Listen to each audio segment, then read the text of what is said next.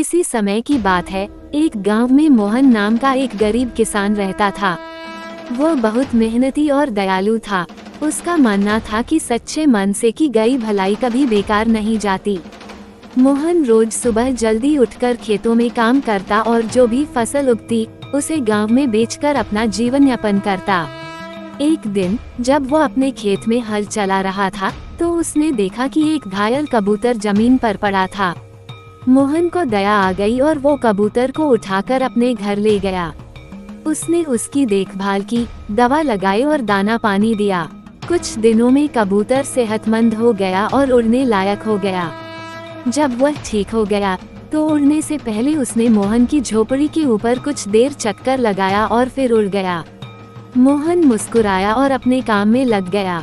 उसने इस बारे में ज्यादा नहीं सोचा।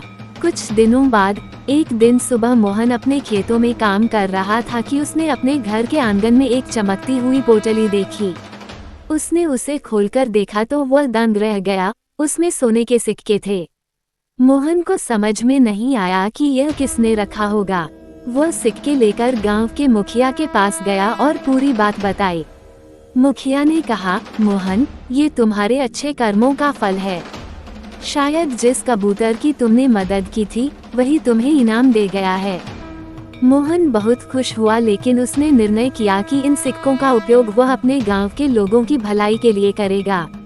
उसने गांव में एक छोटा स्कूल और कुआं बनवाया जिससे गांव के सभी लोगों का फायदा हुआ।